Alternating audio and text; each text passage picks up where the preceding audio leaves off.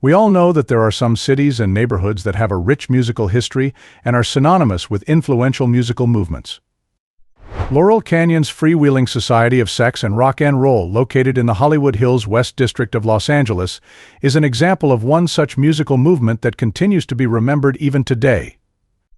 This hilly enclave became the center of counterculture in the late 1960s and early 1970s and is known as the birthplace of California folk rock.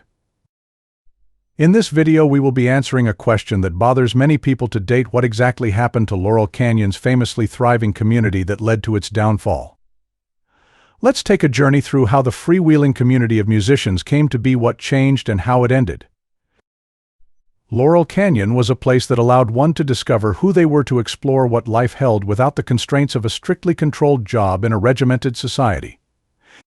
In fact, it was less of a place and more of a community of friends and neighbors who supported each other as they worked together on big artistic ideas. In 1963, the folk music movement in Greenwich Village served as a catalyst for musicians who wanted to replicate the vibe on the West Coast. Many of them found their way to Los Angeles, where they participated in open mic nights at the Troubadour. Alongside this, Laurel Canyon, a charming countryside town nestled in the hills, provided affordable living spaces with rents as low as $70 a month. This made it an attractive option for artists and musicians trying to make ends meet in the city. But the appeal of Laurel Canyon extended beyond its affordability. Its natural beauty and tranquil surroundings made residents feel like they were living in the countryside while still being close to the heart of the city. In 1965, the Byrds achieved commercial success with their rendition of Bob Dylan's Mr. Tambourine Man, which further heightened interest in the Laurel Canyon. Chris Hillman, a member of the Byrds, found a home at the top of Kirkwood in Laurel Canyon, where he enjoyed breathtaking views of the entire city. During this time, the Byrds enjoyed a laid-back life, and the success of their hits inspiring other musicians. The motivation to move there wasn't wealth, but rather the central location and affordable living costs. The Byrds played at the Troubadour with rock-inspired folk music as pure folk started to wane in popularity. Their sound, which would come to be known as the California Sound, became hugely influential. As a result, Laurel Canyon soon became a hub for artistic expression and creativity, solidifying its reputation as a bohemian hippie enclave where musicians and artists thrived. As 1966 rolled around, the Mamas and the Papas enjoyed their new hit California Dreamin'. Their album, If You Can Believe Your Eyes and Ears, was everywhere, and they were enjoying life on Lookout Mountain in Laurel Canyon. John and Michelle Phillips, along with Denny Doherty, lived together, and Mama Cass soon moved in nearby on Woodrow Wilson Drive. Writing songs about free love, Michelle and Denny began an affair, leading to tension and eventual breakups within the group. Despite the personal turmoil, the Mamas and the Papas continued to perform gigs. Another hot band of 1966 living in Laurel Canyon was Love with Arthur Lee and Johnny Eccles. They aimed to match the Byrds and also played at the Troubadour, achieving success with My Little Red Book. Members of Love had previously been part of a band called Grassroots. Ironically, a former member of Grassroots would later become part of a group that committed one of the most notorious killings in Southern California, shaking Laurel Canyon and the nation to its core. James Taylor recorded his album Sweet Baby James while living in Laurel Canyon. The introspective singer-songwriter vibe of the area suited him well and propelled his career for decades. During this time, Taylor encouraged Carole King to sing her own songs and also played on her album Tapestry. In 1971, he achieved a #1 hit with You've Got a Friend. In 1973, Lowell George, the leader of Little Feat, had been playing with Frank Zappa and the Mothers of Invention when he was fired for making a drug reference in a song. Fortunately, he didn't have far to travel to his residence in Laurel Canyon. Zappa helped secure his band's record deal, leading to the recording of the song Willin'. Their first two albums received nearly universal appreciation, and Willin' became a standard, gaining further popularity through its inclusion in Linda Ronstadt's album Heart Like a Wheel. In 1973, Little Feat recorded their most popular album, Dixie Chicken. So it's safe to say that the Canyon was bustling with successful bands and songwriters. In addition to the actors, musicians, and songwriters, there were also families with children the same age as her daughters, making it an ideal place for her family.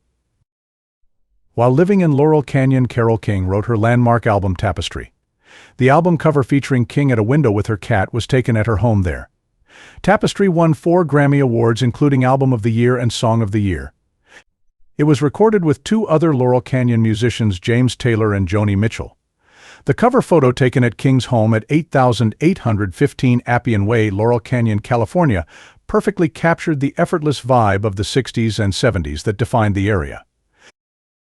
Although the golden age of this society saw the birth and rise of many musicians and artists, no society is meant to continue forever, and neither did the Laurel Canyon Freewheeling Society.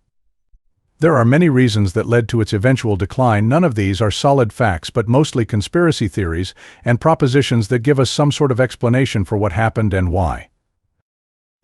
As the music created in Laurel Canyon gained mainstream popularity, commercial interests began to dominate the scene.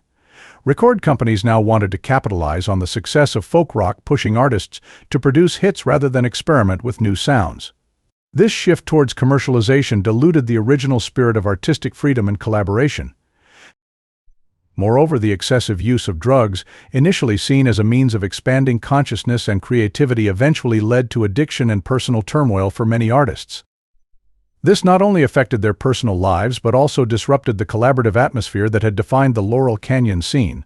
High-profile overdoses and the destructive impact of addiction strained relationships, leading to a decline in the original creative spirit. Intense personal relationships and conflicts within and between bands also played a significant role in the decline of Laurel Canyon.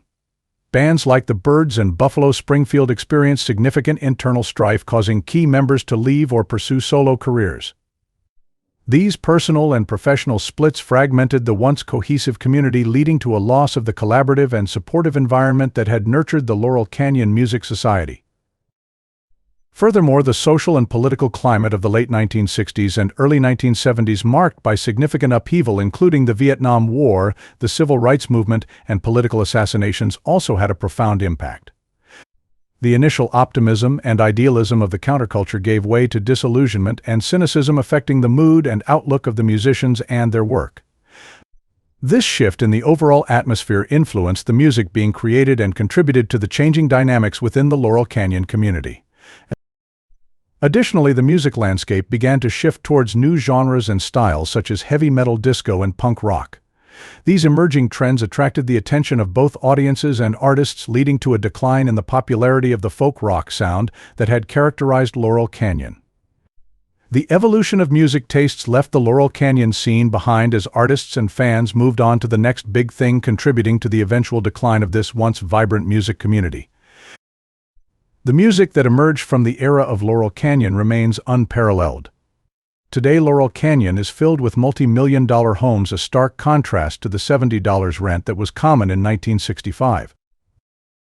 But the truth is that even though Laurel Canyon's freewheeling society does not exist anymore, its influence does, and it stretches far beyond its iconic music, shaping political activism and protest culture.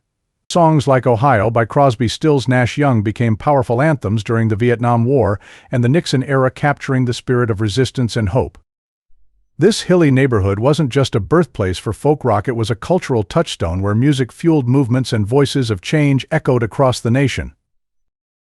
Do you think Laurel Canyon had the potential to continue on as a supportive community of musicians and declined before its due time, or is eventual downfall just the inevitable fate of every society? Make sure to let us know in the comments below.